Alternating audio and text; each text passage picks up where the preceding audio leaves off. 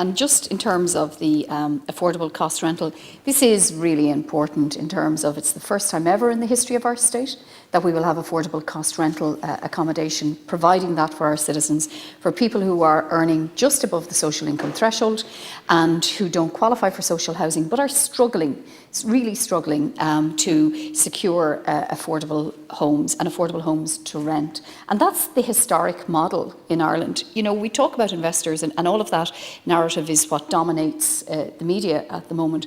But the reality of it is the majority of landlords are owners of one or two properties. And that really doesn't serve our renters very well, because there's an insecurity of tenure, and clearly the affordability issue is enormous. So getting this right is really important. It is really important that we get the affordable cost rental right from a legislative perspective, but also from a funding perspective.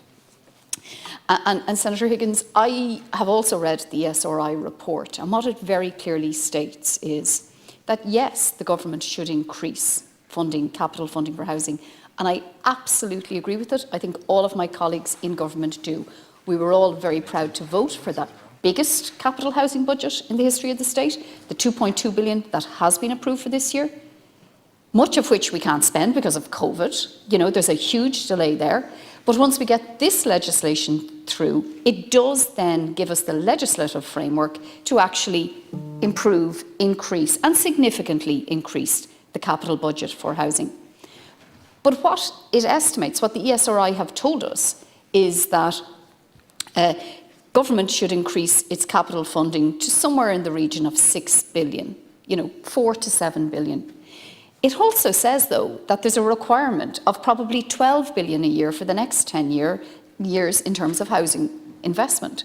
So the ESRI very specifically calls for not only government to increase its funding for capital investment in the provision of housing, but also to try and stimulate private investment in the provision of housing. And it specifically calls it out. It says very, very clearly that the private money, the investment is not there, it's too sluggish, and it is not going to deliver the quantum of homes that are needed.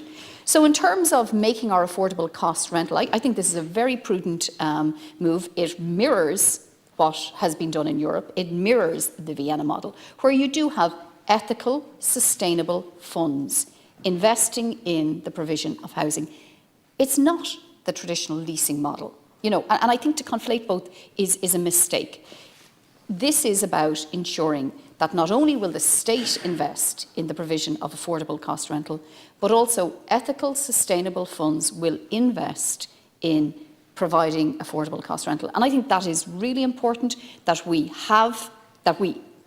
exercise and make possible those funds to invest so that we can increase affordable cost rental. We can deliver for the first time affordable cost rental that will give renters affordability and security of tenure, and we can aim to get to the 20,000 affordable cost rental homes that are desperately needed. Senator Patrick.